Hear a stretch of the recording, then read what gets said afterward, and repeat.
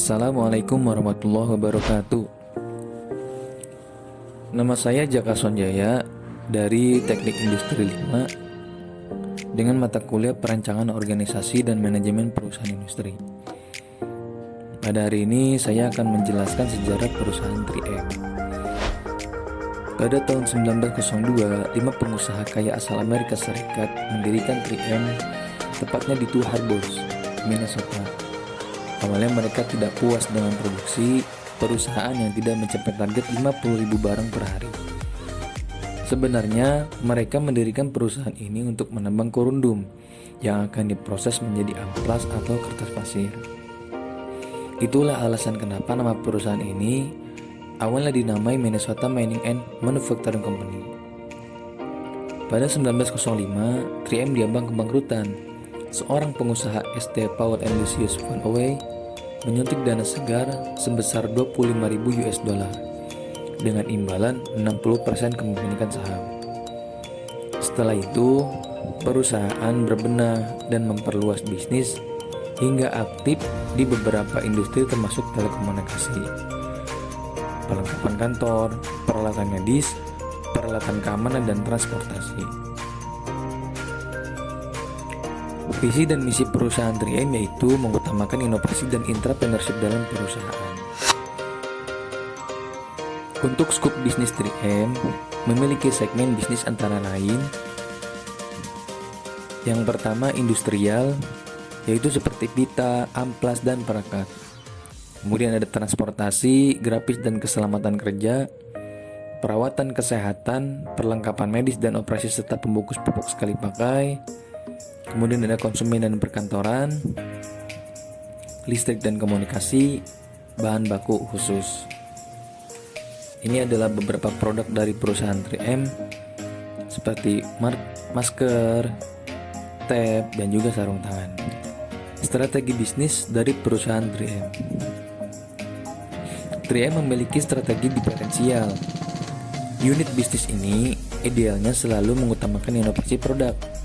3M menggunakan budaya inovasi dan melalui kebijakan dan filosofinya yang tercantum diketahui bahwa 3M memberikan kesempatan bagi karyawannya untuk mengejar proyek individu mereka. Kemudian 3M memberikan kesempatan bagi karyawan untuk menangani proyek secara pribadi. Kemudian 3M memberikan toleransi terhadap kegagalan dan bahkan menganggap jika kegagalan dapat berubah menjadi keberhasilan. Selanjutnya 3M memberikan reward kepada kesuksesan produk. Kemudian 3M menghabiskan biaya R&D yang 2 kali lebih baik dibandingkan dengan perusahaan sejenis. Nah, ini adalah struktur organisasi dari perusahaan 3M. Pengendalian manajemen dari perusahaan 3M. Dalam mengendalikan manajemen perusahaan 3M fokus kepada sektor yang lebih menguntungkan, yaitu yang pertama, divestasi strategis, akuisisi selektif, restrukturisasi hemat biaya. Kemudian pengendalian operasional. Dalam pengendalian operasional di perusahaan 3M, merestrukturisasi operasinya untuk mengurangi jumlah segmen bisnisnya menjadi 4, yaitu keselamatan dan industri, transportasi dan listrik, perawatan kesehatan, serta konsumen. Selanjutnya itu kegagalan keberhasilan perusahaan 3M. Pada tahun 1968, Dr. Spencer Silver, seorang ahli kimia di perusahaan 3M, mengembangkan perekat super kuat. Namun ia gagal. Lem yang dibuatnya justru sebaliknya, menempel namun mudah lepas. Kegagalan itu dilihat berbeda oleh rekannya. Pada tahun 1974, Arthur Fry menggunakan perekatnya sebagai penanda di halaman buku nyanyiannya. Ide itu tercetus karena dia sering kehilangan pembatas halaman di buku yang ia baca. Nah, ini adalah salah satu produk dari 3M, yaitu yang bernama Post-it sebagai penanda. Pada tahun 1977, produk mulai dipasarkan di 4 kota diberi nama Press and Fail. Namun gagal. Selang setahun mereka mengeluarkan sampel gratis dari 94% orang mengatakan mereka akan membeli produk tersebut.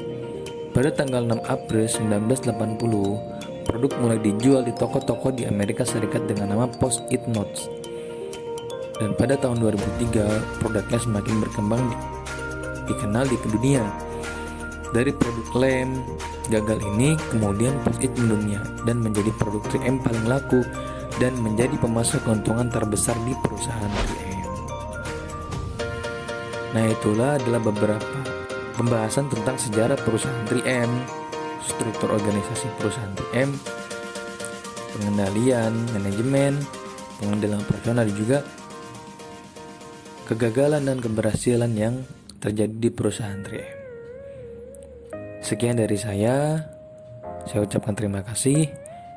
Wassalamualaikum warahmatullahi wabarakatuh.